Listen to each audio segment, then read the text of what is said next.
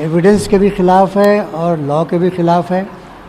लिहाजा इसमें जो फाइंडिंग दी गई हैं वो एरोनियस हैं, तो उसके ख़िलाफ़ हाई कोर्ट में रेमेडी है। हाई कोर्ट में इसको चैलेंज किया जाएगा।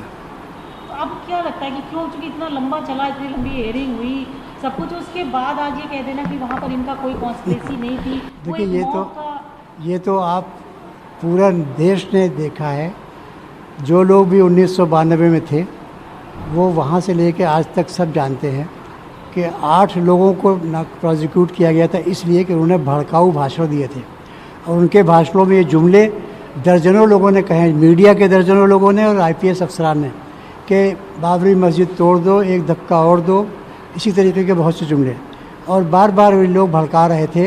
ये सब के बयान में आया। उसके बाद भी कोर्ट कहता है कि एविडेंस नहीं, जबकि 2 गवाह काफ़ी होते हैं कि मर्डर के आदमी को भी सज़ा देने के लिए, और यहाँ तो दर्जनों गवाह हैं और सब इंडिपेंडेंट हैं। ये आईपीएस ऑफिसर्स जो आईजी रैंक पे पोस्टेड हैं या जो कमांडेंट सीआरपीएफ होकर रिटायर हुए हैं, ये लोग क्या कोई पार्टीजन है?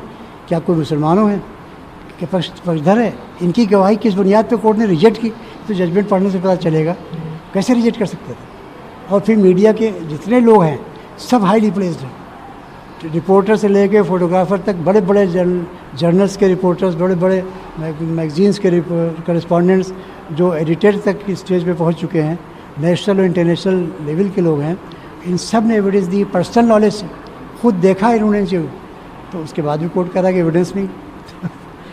क्या कर सकते हैं? वो कह रहे हैं कि ये मॉब का वो था जिसमें कि अरे भाई ये मॉब, ये जो 8 आदमियों के खिलाफ चार्जशीट थी 198 की, तो नामजद हैं, सुबह से लेकर शाम तक जलसा चला है, उसकी सब एविडेंस है ना। उनके बारे में क्या कहा? मॉब में जो लोग सीबीआई ने वो किए थे, वो लोग तो वो हैं कि जो ख़ास लोग थे जो कॉन्स्पिरेसी में शामिल थे, जिस कॉन्स्पिरेसी के बारे में सारे मीडिया के लोग पेश हुए हैं कि कहाँ क्या तकरीर की थी उमा भारती ने, कहाँ क्या तकरीर की थी साध्वी रितंबरा ने। ये सब चीज़ें तो एविडेंस में आई हैं, और ये कोई सुनी सुनाई बातें नहीं हैं।